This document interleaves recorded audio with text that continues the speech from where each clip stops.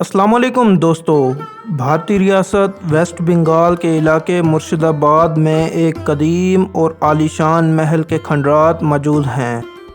جو بھی شخص اس کے قریب سے گزرتا ہے اس محل پر لعنت و ملامت کرتا ہوا جاتا ہے، اس پر تھوکتا ہے، اور کیونکہ آپ کو پتہ ہے کہ ہندوستانی ایک جذباتی قوم ہیں تو جذبات میں آ کر کچھ لوگ اپنی چپل تک اتار کر اسے پیٹنا شروع کر دیتے ہیں۔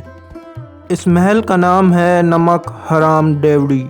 اس کا یہ نام ہم نے نہیں رکھا بلکہ یونیسکو کی دستاویزات میں بھی اس کا نام ٹریٹرز گیٹ ہی ہے۔ اس کے در و دیوار سے ٹپکتی عبرت اور ویرانی اس کے مالک کی نمک حرامی اور غداری کے قصے سناتی ہے۔ دوستو، آج سے تقریباً 300 سال پہلے نمک حرامی سے منسوب یہ کھنڈرات ایک خوبصورت محل ہوا کرتے تھے جس کا مالک تھا میر جعفر بہادر۔ اس شخص کا تعلق کسی امیر ترین خاندان سے تو نہ تھا بلکہ یہ ایک غریب اور مخلوق الحال شخص تھا۔ ان دنوں مغل حکومت کی کمزوری کے سبب ہندوستان کے کئی صوبے خود مختار ہو چکے تھے، جن میں سے ایک بنگال بھی تھا۔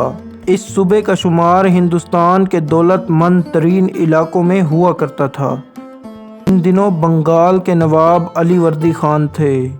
میر جعفر نے انہی کے دور میں بنگالی فوج میں بطور سپاہی بھرتی حاصل کی۔ یہ شخص اپنے شاطر دماغ کی بدولت بنگالی فوج کا سپہ سالار بن گیا۔ بنگال کا نواب اس پر اندھا اعتماد کرتا تھا، یہاں تک کہ اس نے اپنی بھتیجی کی شادی تک اس شخص سے کر دی۔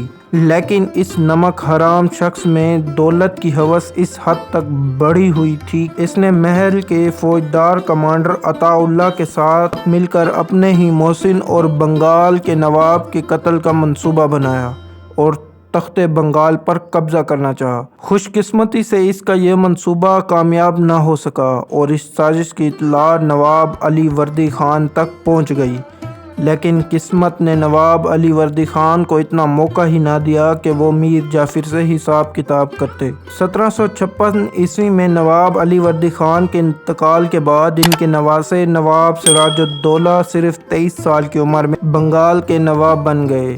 حالانکہ نواب سراج الدولہ انتہائی نرم دل، عوام دوست اور مذہبی قسم کے انسان تھے، اس کے باوجود ان کا نواب بننا میر جعفر کو ایک آنکھ نہ بھایا۔ پہلے دن سے ہی نواب کا تختہ کس طرح الٹنا ہے اس کے دماغ میں ایسے خیالات ابھرتے رہے۔ دوستو، یہ وہی وقت تھا جب انگریز تجارت کی آڑ میں خفیہ طور پر ہندوستان میں اپنے پنجے گاڑ رہے تھے۔ انہوں نے نواب کے دیے گئے اختیارات کا غلط استعمال کرتے ہوئے فورٹ ولیم نامی قلعے کی پختہ دیواریں تعمیر کر دیں۔ ٹیکس اور کسٹم ڈیوٹی چوری کرنا انگریزوں کا معمول تھا۔ اس کے علاوہ انگریز ریاستی مجرموں اور غداروں کو پناہ دینے لگے۔ نواب سراج الدولہ کو انگریزوں کی ایسی حرکتوں پر شدید ترین اعتراض تھا، لیکن جب انگریزوں نے تمام احکامات کو بالائے طاق رکھتے ہوئے کولکتہ میں انگریز فوجیوں کی تعداد میں اضافہ کیا تو نواب سراج الدولہ نے متعدد انگریز فوجیوں کو گرفتار کر لیا۔ یہ وہ واحد واقعہ تھا کہ انگریزوں اور نواب سراج الدولہ کے درمیان جنگ چھڑ گئی۔ اس جنگ کو تاریخ میں جنگ پلاسی کے نام سے یاد کیا جاتا ہے۔ اسے آپ دنیا کی عجیب و غریب جنگ بھی کہہ سکتے ہیں، کیونکہ اس جنگ میں نواب سراج الدولہ کے پاس 50,000 فوجیوں کا لشکر تھا تو وہیں انگریزوں کے پاس 3,000 فوجیوں کا لشکر تھا، اور اس میں سے 2,100 فوجیوں کا تعلق بنگال سے تھا۔ اس کے ساتھ ساتھ نواب سراج الدولہ کے پاس 53 توپیں موجود تھیں جن کا انگریزوں کے پاس کوئی جواب نہ تھا۔ اس تمام تر انسانی طاقت اور جنگی ساز و سامان کے باوجود نواب سراج الدولہ یہ جنگ ہار گئے۔ پلاسی کے مقام پر ہوئی اس جنگ نے ریاست بنگال کو اگلے 200 سالوں کے لیے انگریزوں کی غلامی میں ڈال دیا۔ یہی نہیں، بنگال کی فتح کے بعد انگریزوں نے ہندوستان کا رخ کیا اور ان کے منہ کو خون لگ گیا۔ اب سوال ہوتا ہے کہ یہ سب کیسے ہوا؟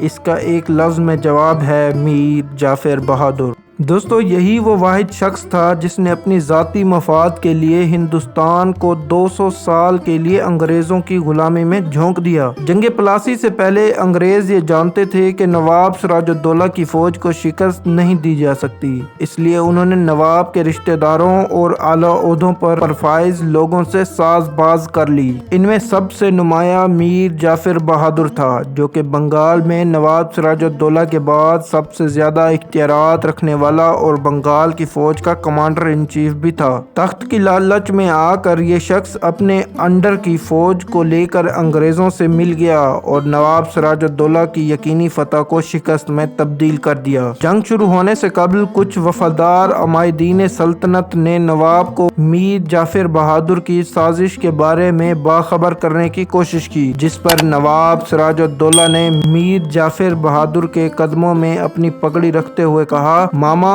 آپ ہی نے یہ پگڑی مجھے پہنائی تھی، اب اس کی عزت رکھنا بھی آپ پر فرض ہے۔ جس کے جواب میں میر جعفر بہادر نے قرآن پاک پر ہاتھ رکھ کر یہ قسم کھائی کہ وہ کبھی بھی نواب کو دھوکہ نہیں دے گا، لیکن اس نمک حرام نے قرآن پاک کی قسم کا پاس بھی نہ رکھا۔